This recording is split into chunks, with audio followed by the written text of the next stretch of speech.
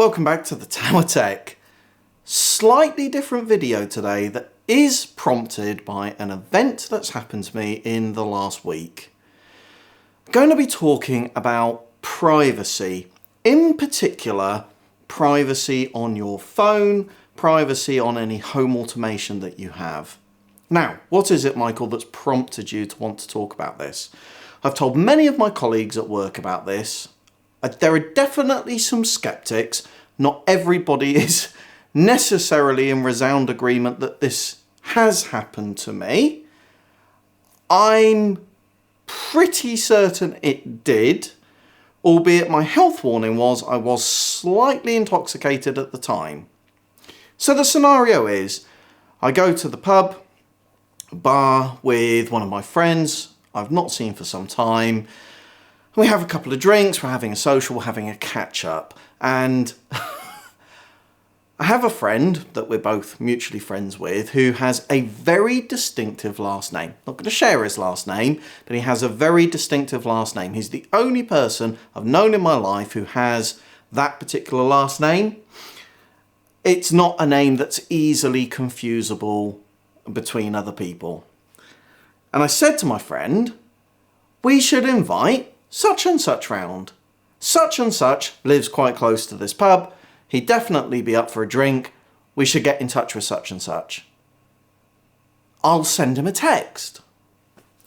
I had recently upgraded my iPhone.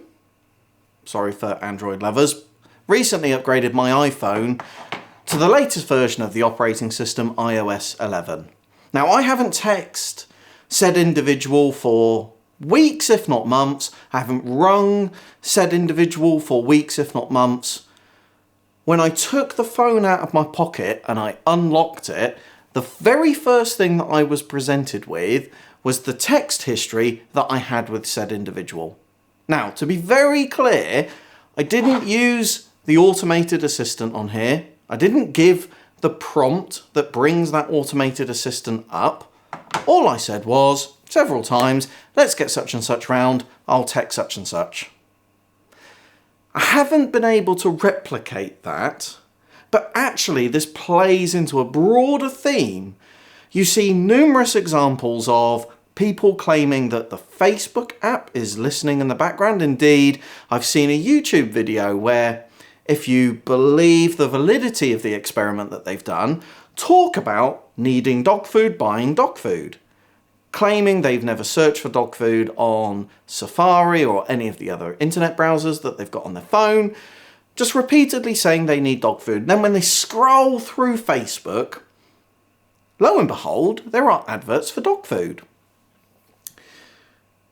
There's a great film on Netflix. I won't spoil it for you. It's got Tom Hanks in it. Absolutely fantastic film. It's called The Circle. Highly recommended. It really explores this whole concept of privacy over functionality. And if you think about the devices that we have around us, so in my house alone, I've got my iPhone, I've got two desktop computers, both of which have microphones on them that are constantly switched on, and I have got the automated assistant. I'm avoiding saying particular names so I don't activate one of them, both of which are listening. I've got the Amazon Echo Dot, which is also listening. I've got the Google Home, which is also listening, and God knows what else is listening. Is the coffee machine listening? Now, the reason that I'm raising this is, when I took that phone out of my pocket, I was a little bit shocked. My initial reaction was shock, perhaps potentially even a slight invasion of privacy. And indeed, you can get apps. Find My Friend. You can find out whenever your friends are nearby. Indeed, again, Facebook offers that functionality. We'll tell everybody where you are. We'll tell you indeed when you're near a friend. Such apps have definitely been used in burglaries. People have identified that particular people are not in their homes and that their homes are vulnerable.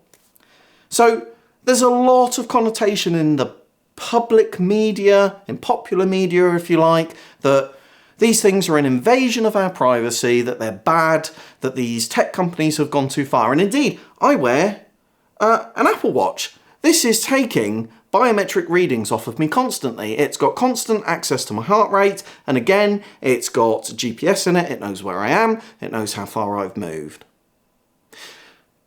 It won't have escaped many of your attention that have been following this channel for a while that I am an avid lover of Star Trek. Now, actually, Star Trek has been known for many generations to be a good predictor of things to come.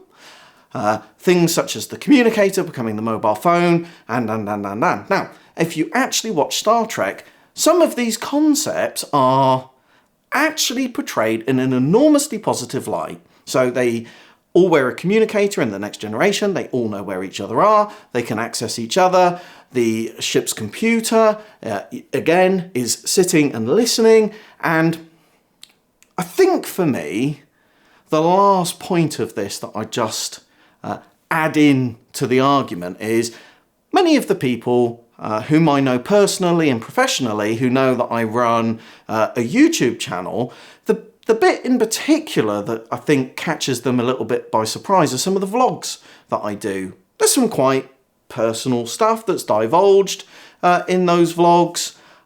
Clearly, I don't divulge everything that goes on in my life. There are things at work that would be inappropriate to divulge, and indeed there is some personal stuff that wouldn't be appropriate either for myself or for said individuals that are involved in my personal life for me to divulge. But, irrespective, there's still some relatively personal stuff in there, and that quite often catches, people will say to me, Michael, don't you feel uncomfortable divulging that to the world? Which I don't. And again, an example in Star Trek, take that as a parody of the future of things to come, then, the logs that they keep, both professionally and privately, typically are video logs, and they do this routinely on a daily basis. And of course, there's a certain, arguably, a certain naivety to Star Trek, which I personally find quite warming, but hey, we have different perspectives, that all of these things are positive things that are going to enrich our lives and make our lives better. So, I'm not sure that I'm going to reach a conclusion on this video.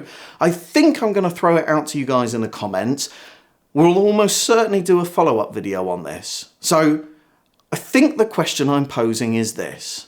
Of all of the data that our devices and our apps are collecting that are arguably providing enhanced services by tailoring apps, advertising, etc. to our own personal tastes, is that an enhancing and improving part of our lives, or is it a poorly communicated, poorly agreed collection of personal and private information that we're entrusting the security of to third-party providers that we don't know too well? Indeed, the terms and conditions often include clauses that refer to this stuff, but who really reads those?